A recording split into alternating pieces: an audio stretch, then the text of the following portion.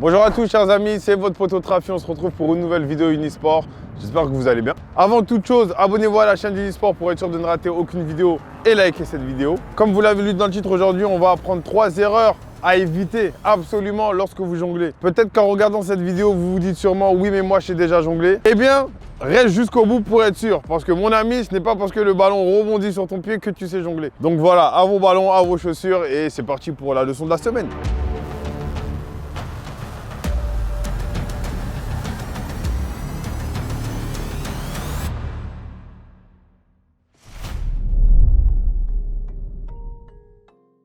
Alors primo, la première erreur que la plupart d'entre vous faites lorsque vous jonglez, mesdames et messieurs, c'est de jongler les jambes tendues. Ça, c'est la première chose à éviter absolument. Il faut savoir que jongler correctement, c'est une histoire de coordination de base. Donc ça, c'est totalement interdit. Si vous voulez jongler correctement, au lieu d'avoir la jambe tendue, ce qu'il faut faire, c'est déplier le genou et de le tendre au moment où on tape. D'accord? Histoire de faire remonter le ballon, tout simplement. Ça a l'air absurde ce que je vous dis, mais soyez conscient que c'est important de ne pas avoir les jambes tendues lorsque vous jonglez. D'accord? Si vous avez les jambes tendues, vous allez moins maîtriser le ballon et surtout à la longue, vous allez vous faire mal au niveau des genoux. Voilà, donc dépliez la jambe au moment où vous jonglez. Et il faut qu'elle soit tendue uniquement au moment où votre pied tape le ballon pour le faire remonter. D'accord? Très important. On passe tout de suite à la deuxième erreur à éviter absolument lorsque l'on jongle.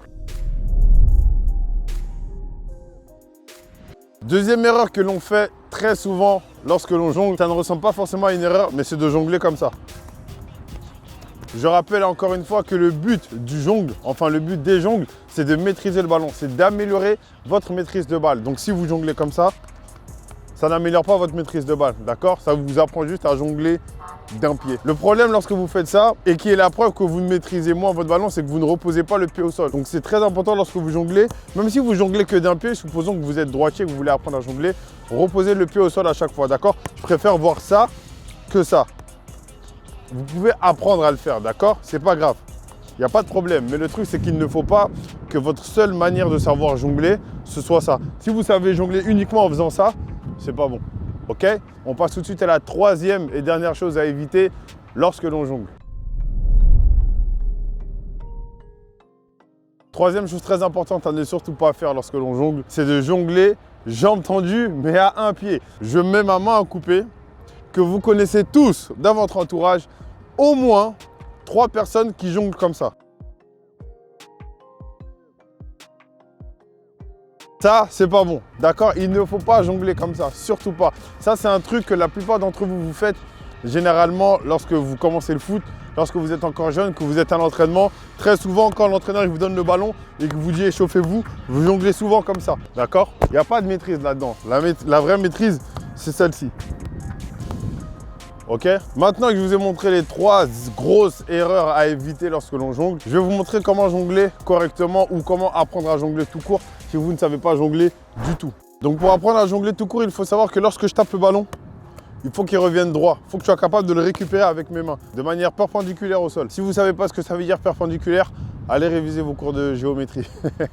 Ensuite, secondo, il faut savoir que pour jongler correctement, genre vraiment ce que moi je considère comme des jongles corrects, c'est les jongles où vous avez l'impression de marcher.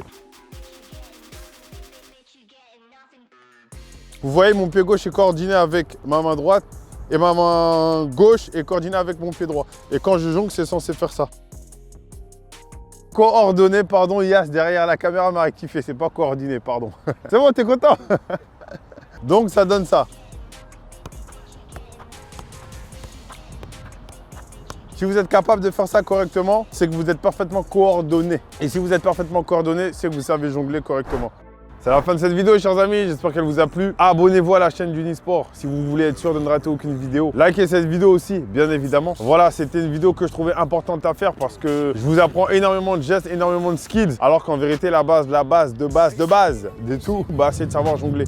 Et dans le futur, il y aura plein de gestes qui vont arriver et qui auront besoin que vous sachiez jongler correctement. Donc voilà, c'était Trafi. Je vous check et je vous dis à la semaine prochaine pour une nouvelle vidéo. Bye bye. Exhaling that doze, yeah.